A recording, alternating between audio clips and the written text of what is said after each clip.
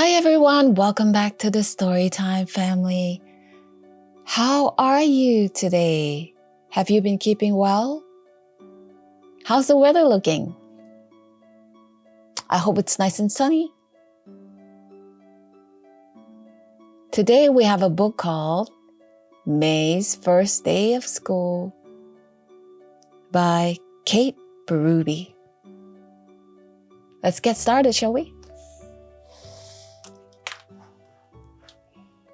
Today is May's first day of school. When her mother said, "It's time to get dressed," May said, "I'm not going." When her father said, "Eat your breakfast," May said, "I'm not going."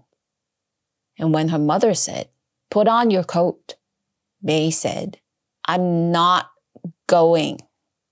"Now, May, that's enough," said her mother. On the walk to school, her mother told her about all the fun things she would find there. Things like class pets and great big libraries and long, wild recesses. On the walk to school, May thought about all the things that could go wrong. Things like, what if the other kids didn't like her? And what if she was the only one who didn't know how to write? And what if she missed her mother? When they got to school, there were lots of other parents and kids outside. May's mother said, "Hello, how are you? Today is May's very first day of school, and what a beautiful day it is." "Well, isn't it wonderful?" said the man. "But where's May?" "May?" called her mother. "Where are you?" And May answered, "I'm not going." May wondered if she could live in this tree. She thought maybe she could. There was a mossy spot she could sleep on, and she had a whole lunch box full of food to eat. Then May heard some rustling. "Hello," said the small girl. "Hello," said May. "Rosie, come down from the tree right now. School is starting soon," called the man from down below. "I'm not going to school," said Rosie. "Me neither," said May. "Would you like a cookie?" Today is May and Rosie's first day of school, but they're not going. "Why aren't you going to school?" asked May.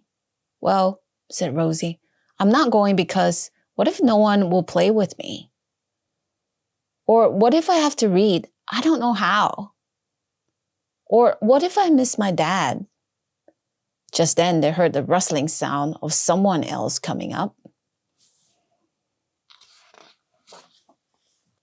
"Hello," said the tall lady. "Hello," said May quietly. "We're not going to school." "That's good," said the tall lady. "I'm not going to school either." And she settled comfortably into a spot on the bottom branch and gazed out through the leaves. "Who are you?" asked Rosie. "I'm Miss Pearl," said the tall lady. "Would you like a cookie, Miss Pearl?" asked May. "Yes, please," said Miss Pearl. Today is May and Rosie and Miss Pearl's first day of school, but they're not going. "Miss Pearl, why aren't you going to school?" asked May. "Well," she answered, "I'm not going because what if the kids don't like me? Or what if I forget how to spell Tuesday? Or what if I miss my cat?" May smiled at Miss Pearl and Rosie. "You know what? We're all afraid of the same things. I'm glad I'm not the only one." "Me too," said Rosie. "And you know what else? You don't have to be worried about nobody liking you because I like you both." "Me too," said Miss Pearl. "And you don't have to be worried about making mistakes when you're reading and writing. School is for learning new things." "And if we lived in this tree, we'll miss our families anyway," said May. Plus, we're out of cookies, said Rosie. A few minutes later, May's mother called up. School is about to start. And May said, Okay, here we come. Today is May and Rosie and Miss Pearl's first day of school. And there they go. Hey, who knew? School can actually be pretty fun, you know? That was May's first day of school. Do you remember your first day of school? Didn't it turn out so much better than you expected? If you enjoyed this book and would like to own a copy, the link to purchase it is in our description below. Thank you so much for joining us today. Do subscribe and give us a like. And click on the bell for more stories like this. We'll see you back here soon. Take care. Bye-bye.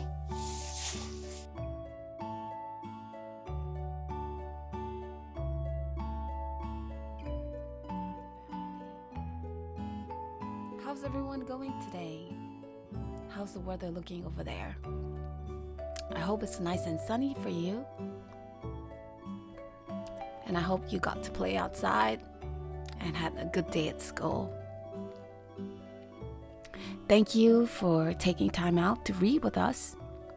Today we have a book called To Love a Wishing Star by Sully. Shall we get started?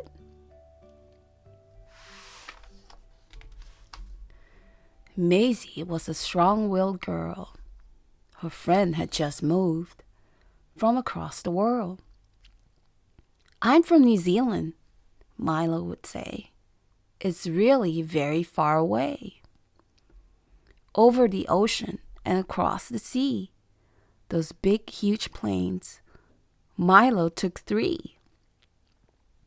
Maisy has only ever lived in Wales, so she loved to hear her new friends' tales.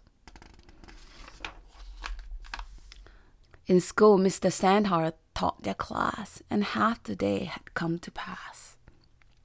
When out on the climbing frame, where they all play, Maisy heard her new friend say, Wales has lots of buildings and loads of cars, but there isn't very many stars.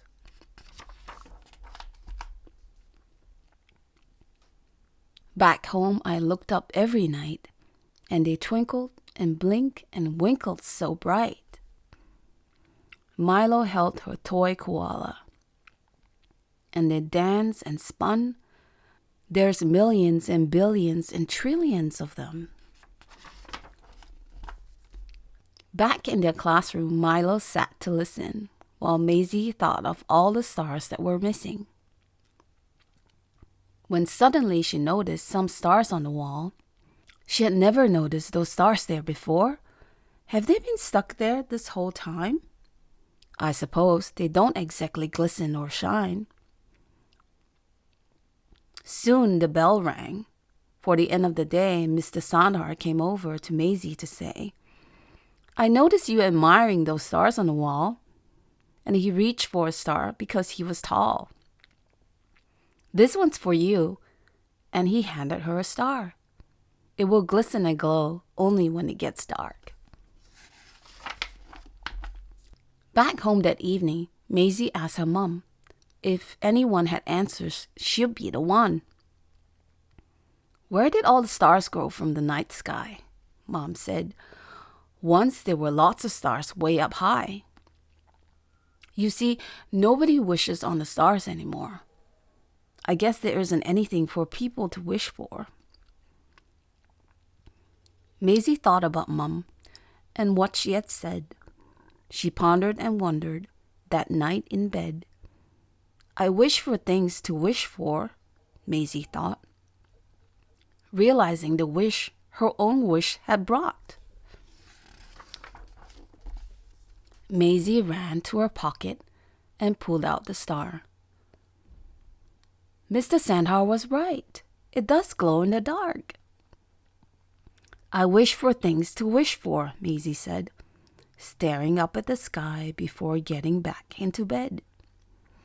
No more stars appeared in the dark of the sky. Maybe this wish thing was all just a lie. Maisy forgot all about her wish in school the next day, playing games on the yard where all the kids play. Suddenly, crash, bang, clap, Maisy tripped on the ground. "Maisy," Milo said, "quit fooling around." "Ouch, I've hurt my arm," she yelled in the air, then went straight to the nurse to get the right care. But it was only a sprain, but it could have been worse. Mom was now there, and so was the nurse. "This arm needs a cast," the kind nurse said. So Maisy pulled out her star and quickly wished for red. "I hope she likes red," the nurse winked at Mom, and her whole arm was red, except for her thumb. Next, they had swimming, and Milo was having fun, while Maisy sat with her cast, feeling rather glum. So she pulled out the star from inside her bag. "I want to have fun and not feel so sad." So she waited and waited some more, and suddenly she noticed a pen on the floor. Milo came to join her at the end of the class. "Wow," she yelled when she saw Maisy's cast. There were swirly, whirly patterns and stars that she drew. Maisy realized at that moment her wish had come true. Next, they went to the beach that was nearby their school, searching for creatures in all the rock pools. Milo suddenly lifted out a beautiful shell. So Maisy got out her star and cast a quick spell. "I want one of those," she asked to her star. Then she searched and she searched, but didn't get far. "Would you like to hold a kite?" Mr. Sandhar came to ask. Maisy felt a little bit nervous, with her arm in a cast. She looked up to see, but the sun was so bright. Holding on to the rope with all her might, she stumbled on something. In the soft sand she fell, landing on a rather peculiar shell. "What's this?" she said, as she lifted it high. "By Jove, that's a starfish," said the passerby. "Wow," Maisy said, "I can't believe my ears. But it belongs to the beach, so I better leave it here." After the beach, they went to the farm. Maisy felt thankful she had at least one good arm. "Let's go see the birds," Milo quickly yelled, where they came across a parrot refusing to be held. The parrot flapped her wings. Feathers flew through the sky. The children were all soon gathered to find out why. Maisy reached for her star as the parrot gave a squawk. "I wish with this parrot I knew how to talk." With that one single wish, she knew what to do. Step away from the parrot, give him some room. Maisy held out her cast, and the parrot jumped on, while she began to sing him a very special song. Soon the parrot calmed down, and the crowds began to leave. "Good job you've got that cast. He wouldn't have jumped on a sleeve." The bird keeper thanked Maisy and told her that she'll go far, presenting her with a sticky golden star. Maisy held out her star. The next wish she knew, "I wish I was as wonderful and magical as you." At the end of the year, the school plays would come. When they got back to school, they were told who they would become. One by one, Mr. Sandhar told them their part. "Of course," he said, "Maisy, you'll be playing the star." She almost couldn't believe another wish had come true. Does this mean I really am as magical as you? Maisy thought about all the stars she had found. Some on the wall, some on the ground. One even given to her as a prize. One was a costume. It's her in disguise. But Maisy felt gloomy that evening as she looked to the sky. The stars were still missing, so she asked her dad why. I've been wishing and wishing and wishing all day, but have you wished for the stars? Her dad came to say. Come with me, Dad said, and they got in the car. They drove to the countryside, which wasn't that far. The darker the road got, the brighter the sky. Till there were billions and squillions of stars way up high. Some glistened, some shone, some shot through the air. She couldn't even count all the stars that were there. Milo wasn't right. Wales does have lots of stars, way more than all the buildings and cars. And one by one, all her wishes came true. Maisy held up a star. This is all thanks to you. Maisy thought about Milo and what she had done. Without wishing for the stars, she may still have none. Her love for the stars was passed on to me. With that one single wish, more wishes were set free. And that was To Love a Wishing Star. If you'd like to own a copy of this book, the links to purchase it are in the description below. Do give us a like if you enjoyed this story, and subscribe if you haven't, and click on the bell for more stories like this. Thank you so much for reading with us. We'll see you back here soon. Take care. Bye-bye.